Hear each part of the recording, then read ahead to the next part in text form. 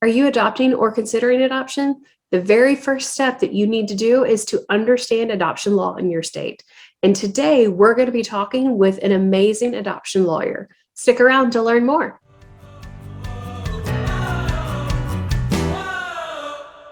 In case we haven't met yet, my name's Amanda, and I'm an adoptive mom of two on a mission to make your adoption easier, faster, and more affordable. If you haven't already done so, please click the little subscribe button and ring the bell so that you get notified each and every time I release a new video. Today, we are incredibly lucky to have an amazing adoption advocate and an adoption attorney speaking with us. We're going to be welcoming Lucrece Bundy to our show today to do an interview so that we can get a better understanding of adoption law. Lacris is an adoption lawyer in the state of Nebraska, and she's going to give us a real foundation and a few tools that we can use to really understand adoption law a bit more. Thank you again, Lacris, so much for joining us today. We are excited to get an actual adoption lawyer's professional opinion and learn more from you about adoption law.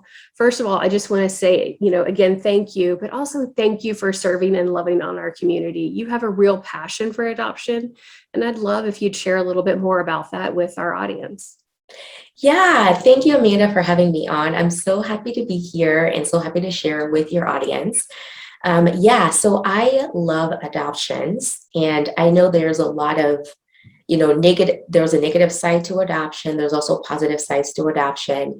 I just happen to come from the side that adoptions save lives because I was born in Benin, West Africa. That's where I grew up. And I grew up seeing a lot of poverty, lots of children on the streets. And I can tell you that those kids that get, taken off the streets and they, get placed in loving families are now regretting being adopted. And so I think in America, there's this thing with adoption where, I don't know, it's just kind of weird, I guess. Coming from a different culture, I think adoptions are looked at very differently than the way that they're looked at in America. And so my heart has always been for adoption because I just wanted to get kids off the streets that I saw growing up because I thought it was a great injustice. So when I moved here to America, I kind of pursued that by becoming a lawyer and actually ended up in the juvenile court system. So I've been kind of all over the place with my adoption journey and helping kids be taken off the streets. So right now, my focus is really just doing adoptions in general with my adoption legal practice. Wow. Well, thank you so much. That is, one, you have such a rich background, but two, such a clear passion and a deep understanding of the space. So I really appreciate you joining us. That's phenomenal. Yeah. And so I will state for the audience that you are officially a lawyer in the state of Nebraska, but you do obviously have a rich and deep understanding of the adoption legal process overall. Mm-hmm. And that's what I'd really love for you to share a little bit more with our audience today. I know that a lot of hopeful adoptive families, no matter which method of matching they're pursuing, they really need to have a deep understanding of the adoption law in general, but then also in their state. I'd love just to, kind of get your best practices of where do you think we should start from just an education perspective as hopeful adoptive families? Yeah, no, that's a really good question. So it's really important to understand the laws in your state when it comes to adoption, because adoption is really what you're doing is terminating the constitutional rights of a parent and you're substituting somebody else in that place. And so adoptions are, it's a wonderful thing, but the law is actually very complex in America. And so it's really important to understand kind of how that works in your state. So let's take, newborn adoptions, for example. If you're wanting to adopt a newborn in your state and you want to self-match, right, because you don't want to pay the agency or the consultant or whatever, some states actually don't allow you to advertise your profile online for adoption. They only allow licensed agencies, for example. Okay, so knowing that obviously is going to be really helpful to you so that you're not breaking the law, like when Right. you're just posting stuff on Facebook or Instagram, not even thinking that there could be a law that says that you can't do that. But there are laws that talk about who is allowed to advertise to pregnant moms when it comes to adoption. In my state, for example, in Nebraska, as an attorney, I cannot advertise for hopeful adoptive parents because the law does not allow me to. But there are a lot of states that allow attorneys to do that. So I get a lot of people calling me and they say, hey, can you help us match with a pregnant mom? And I wish I could, but I can't because Nebraska doesn't allow it. But lots of states do. So every state has their own laws, which makes it even more frustrating and confusing. And so my encouragement always is to tell folks, just talk to an adoption lawyer in your state before you start and just kind of get your bearings around that whole thing. Like if I'm going to self-match, what does the law say about that? If I want to use an agency, what does the law say about that? And just making sure that everything you're doing before you even start is legal before you get yourself in a mess later. Yeah, I think you touched on several things that are really important there. One, understanding the law in your state, because the last thing you want to do as a hopeful adoptive family is to put a potential opportunity in jeopardy because you didn't do something appropriate from a legal perspective. Right, so I think that's really important. I think the second big theme that you touched on there is that there is no national adoption law that governs every state.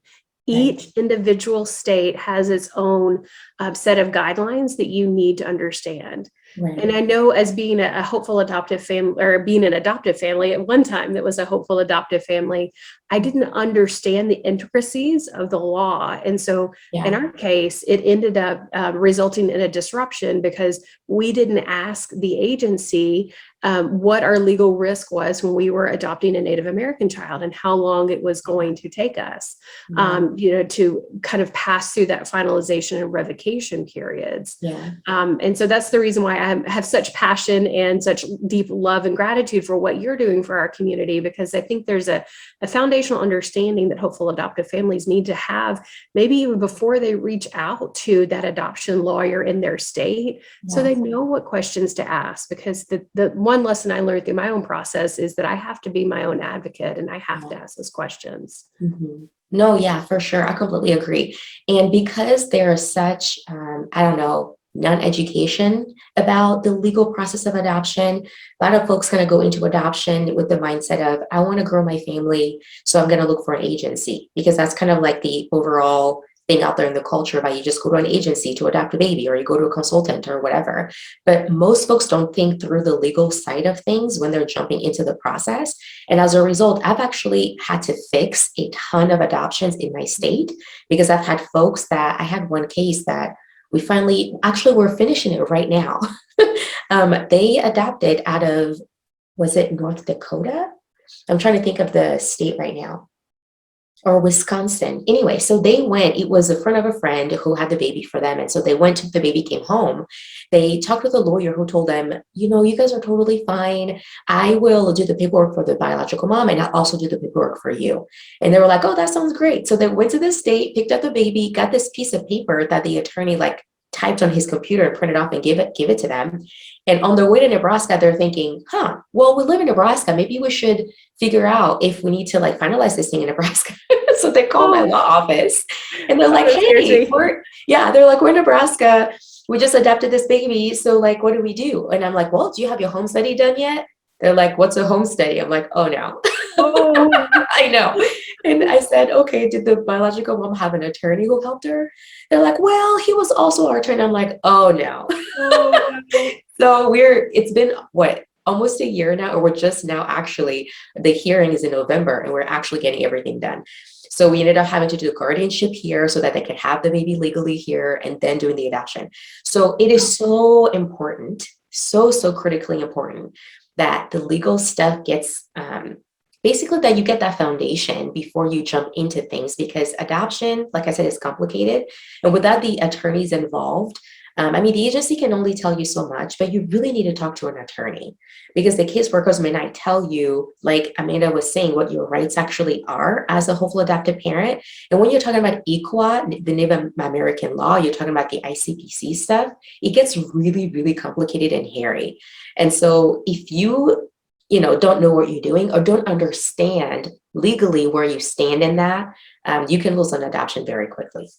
Yeah. And that is the worst thing for all parties involved, in my opinion, is that because a step or in the process wasn't followed, that it puts the adoption in jeopardy.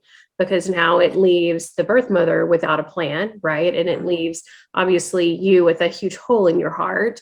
And then that creates a big situation. Yeah. We were fortunate that our birth mother, decided she wanted a parent. She was able to do that, but that's not always the case. In your particular example that you shared there could have been all kinds of other legal things that have come up in that process over the course of that year if that child had gotten sick or someone had changed their mind. So that really just points to just the overall reason to make sure that you have a solid foundation and understanding of the law, of adoption law in general, and then adoption law in your state. So we kind of touched on a few different terms there, if you will, that if you're just starting out in your journey, you might not know what those terms meant. Do you mind to break down just a couple of the key terms, just to kind of get people started, if you will, in a basic understanding? Yeah. Can I tell another story really quick though? Of course. Yes. Okay. Because this one is really good. So these folks adopted, well, my past clients, they adopted out of Wyoming. So what happened was that they literally drove down to Wyoming, picked up the baby, and came home. And they came home, and then they called my law office and they said, hey, we need to finalize this adoption, and kind of the same questions with them. Do you have your home study done? What's a home study? Okay. Did the mom have an attorney? No. Was there anything done in court? No, we just have this baby. And so what actually ended up happening, it took us about 1.5 years to finalize the adoption and actually make it legal. But what happened in between then, I just kind of wanted to touch on what you were talking about with all the risks involved, is what happened was that the birth mom actually never told the guy that she was pregnant. This is what we found out later. So the mom had a boyfriend, and she said that the boyfriend was the dad. The boyfriend actually signed the paper saying that he is the dad. So at first we thought, okay, we know who the dad is. He's okay with the adoption. Well, come to find out, they broke up, her and the boyfriend. And then he calls the dad, the actual dad. He says, hey, your girlfriend didn't tell you this, but this is actually your child. And I just signed these papers because she told me to. Wow. So the biological dad then, of course, calls me. He's like, hey, this is my kid. I want to see my kid. This is 6 months already into after my clients had this child that they came back 6 months later. We're still dealing with this. So he's like, I'm going to buy a ticket. I'm coming down. I want my baby. Like, I want to be able to parent. I never knew about this adoption. It was a hot mess. I mean, it was a hot mess. Yeah. And so when I tell folks, like, because I do this every day, when I tell folks, like, pay the money, get a good lawyer to help you out, that's going to save you so much headache in the future. My past clients were so frustrated and so worried, especially when this guy showed up and he wanted to come and do a DNA test. We couldn't say no. Right. He wanted to make sure that he was the dad, because if he did, then he had rights. And he could literally stop the entire adoption, take the baby, and go back to Wyoming after the baby had been here for 6 months already. So especially when you're self-matching, like when you're working with an agency or consultant, I feel like there's a lot more safeguards around that. But folks who are self-matching, you are so much more prone to those kinds of things when you don't have an adoption lawyer helping you understand the laws and making sure that you're watching out for red flags and not making really costly mistakes along the way. And like Amanda said, that could cost you a baby, literally could cost you a baby. Now, everything went well. The dad never reached out again. He was kind of like this hot air that blew over us. And then he kind of just phased out. We don't know what happened, never returned my calls. And so we finished the adoption, but it could have been a very, very different story. All because these folks had no idea legally what they were doing to start with. So again, just to reiterate the importance of, if you're self-matching, get a lawyer to help you understand the laws in your state and make sure that you're doing things right from the beginning. Yeah. Wow. First of all, be still my heart for that family, right? Like, oh my word, the poor couple, but especially as a mom, I relate. I'm like, I cannot imagine the heart. It was a trip. We had a lot of meetings where the grandparents were like, what do we do? Like, I don't know. Yeah. We're just thinking one day at a time. I don't know. We'll see what God does, Right. Exactly. I think the moral to the story there is, one, obviously you have to have an adoption attorney, but two, it kind of keeps coming back to this idea that if you're self-matching, you still need to find what I call kind of the surround sound of the adoption professionals to help you through the process to replicate the actual adoption agency model without the overhead. And there are ways to do that. There are ways that you make small investments to help educate yourself on what you need to do and how you need to do it, but then bring in the actual professionals for the other pieces to help you actually, complete the total process from start to finish. Yeah, absolutely. Absolutely. Yeah. I'd love, again, just to break down a little bit of those common terms. We don't have to exhaust the list because I know this would definitely turn into a multi-hour video for sure. But I'd love if you give us just a few basic pieces that we really need to understand as we get started. Yeah. So do you mean like the legal lingo when it comes to finalizing the adoption, or just either you can cover either the legal lingo, or you could say that 3 times fast. Either the legal lingo, or you could cover just kind of the overall process if you wanted to, either way. Yeah.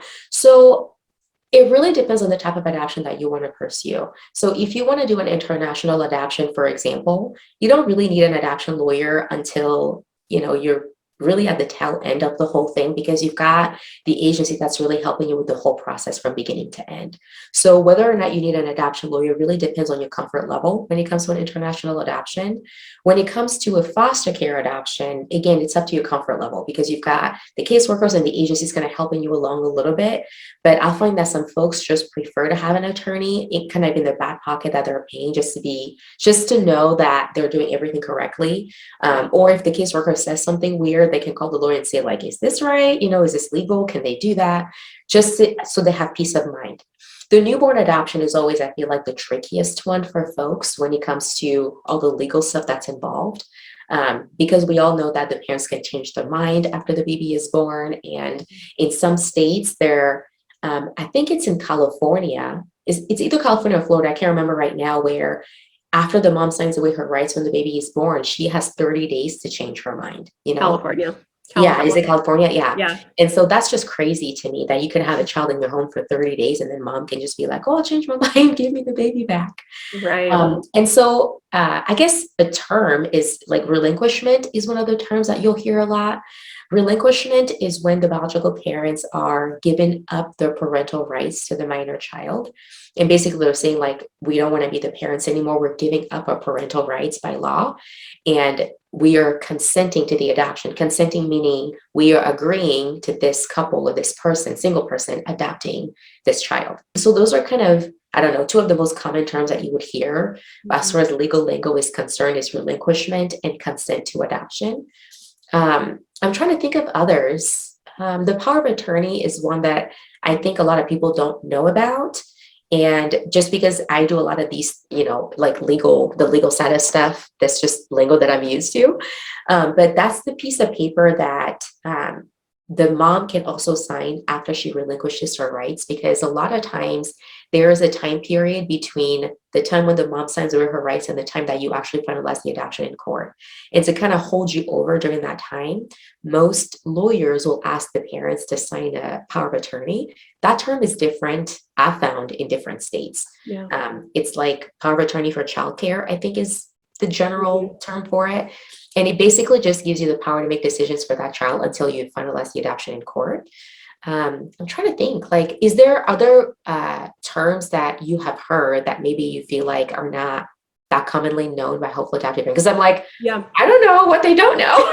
Right? Because it's so commonplace for you. For me, I'm like, I don't know. That's just kind of how we talk. Power of attorney was definitely what I was going to point out. It was something that in the case of our son's adoption, that became really important for us in the hospital time, actually. The pediatrician at the hospital didn't feel that we should be able to be allowed to make medical decisions for our son. But yet our birth mother said, I don't want to make the medical decisions. They should make the medical decisions. And so in that case, we presented a power of attorney to him. But actually he requested a medical power of attorney, which was something that I was like, is there a difference? And so he had a form from the hospital that he wanted us to fill out and to have her sign and have notarized, kind of in front of him, which was something, we needed to do in order to provide care for our child. But you're right. That's one of those unspoken things that people, oftentimes overlook until you need it, until you're in the moment. Yeah. I'd say the other question that I get a lot of questions about is the revocation period and ICPC are two areas that I feel like people have a lot of questions about as well. Yeah, no, I'm happy to cover that. So the revocation period basically means once the mom and the dad sign away their rights to that child and they agree to the adoption, do they have a time period where they can change their mind? That's the revocation period. So in Nebraska, for example, in my state here, before mom signs away her rights, she has to wait 48 hours after the baby is born. Okay, she can't sign any sooner than that. After the 48 hours is done, she can sign the papers. And in Nebraska, once she signs the papers, meaning once she relinquishes her rights and consents to the adoption, there is no revocation period. So she cannot change her mind when she signs it. It's done literally as soon as she's done signing the paperwork. So a lot of folks love, adopting from here because they're like, oh my gosh, like once she signs, I can just breathe a sigh of relief. And all I have to do now is wait for the finalization. Now, like we talked about already in California, mom has 30 days. The revocation period is 30 days. So that means that even if at the hospital, she relinquishes her rights to the baby and she says she's okay with the adoption, she can change her mind for 30 days. Now, there's a way that she needs to do it, right? She can't just like come to your house and take the baby. The law tells you how she actually revokes her consent. So different states have different revocation periods. And so it's good for you to know that because it also helps inform you as to like what states you want to adopt from. Do you want to adopt from California? Are you okay with the revocation period of 30 days? Or do you want to adopt from another state where maybe there's a 5-day revocation period versus 30, right? So that's really what that revocation period is all about. And what's the next one that you mentioned? It was ICPC. Yes, ICPC is a big thing. So ICPC is kind of like an umbrella. It's the law that every single state has to follow when you're adopting out of the state. So even though we don't have uniform adoption laws state by state, we do have a uniform federal adoption law, and that is the ICPC law. And so if you live in Kansas, you want to adopt from Missouri, or live in Kansas, you want to adopt from Alaska, whatever it is, as long as you're adopting outside of your state, both states, the state where you live and the state where the baby is born, have to follow the ICPC rules. And usually that looks like a bunch of paperwork that the attorneys need to fill out and send to each other. And the states are going to review the paperwork back and forth and approve the paperwork. And once they do, then you're clear to take the baby out of the state. So a really easy example would be, like I had a friend in Nebraska who adopted from Florida, for example. So you go to Florida, you pick up your baby from the hospital, you have to stay in Florida, okay, while your Florida attorney and the Nebraska attorney are doing all the paperwork that ICPC requires. And once the Florida state goes over all the paperwork and they say, yep, everything looks great. So, you have your home study, the birth mom paperwork, all this stuff. They look through everything. They say, that's great. You're now cleared to leave Florida with the baby and go back to Nebraska. Okay, that's ICPC. So once you're cleared, you can take that baby now and go back to Nebraska without a problem, and it's not kidnapping. That's really what that means. They're making sure that you're not just grabbing children and just taking them across the state without proper paperwork. So ICPC is important when you're adopting out of the state. So like I said, in the two examples that I said earlier, none of those two clients followed ICPC law. And the judges here it was just a difficult thing because we all know that we have to follow ICPC law. But once something like that happens, when an attorney gives, people bad advice, they go to a state, pick up a baby and bring the baby here without approval, ICPC literally just got blown over. And so the judges here are like, why do you have this baby again? Are you sure you didn't kidnap the baby? It's like a big thing here. I'm sure in every state where judges are overseeing the adoption process. So especially if you're going to adopt out of state and you're self-matching, you cannot afford not to have a lawyer because you're just getting yourself in all kinds of trouble if you don't. Yeah. Wow. Thank you. That is just great information. That's amazing. Second, to the audience, like pause it, rewind it, listen to it again. It is so important. But I would really love for the audience to get to know a little bit more about you. and Yeah. about how they can educate themselves through resources that you offer. Yeah. So my law office is here in Omaha, Nebraska, and I am licensed in Nebraska and Iowa. So as far as the legal stuff is concerned, I can legalize adoptions in Nebraska and Iowa only. I get that question asked a lot. But I do have a program. It's called the Adoption Success Accelerator Program, where I actually teach hopeful adoptive parents basically how to successfully adopt without wasting thousands of dollars and wasting years in the process. Okay. That's amazing. But I also have another course which is really fun. It's called Adopt IQ, where Ooh, I teach folks the general overview of the legal process when it comes to newborn adoption, foster care adoption, international adoption. So that's just something else to have in their arsenal. So, if you don't want to get an attorney right now, right? If you're like, we don't want to spend money on an attorney, but we do kind of want to understand what we're getting ourselves into legally, that would be an amazing course for you to take. I mean, you can take it in an hour or less. It's very quick, but it'll give you the basics that you need to at least know whether you should start the adoption in your state or not, and kind of where to go from there. It'll give you a really good foundation. But that business is called Adoptions Simplified, and people can go to my website and find me there. that's awesome. We'll be sure and link everything in the show notes so that everyone can find about each program and more specifically about you. I'm also always going to encourage people to also go check out your YouTube videos as well, because you have Yes. a wealth of information. You were my idol and inspiration for starting my YouTube channel, Yeah. giving myself the courage to do it in my attic at early o'clock Yeah. in the mornings.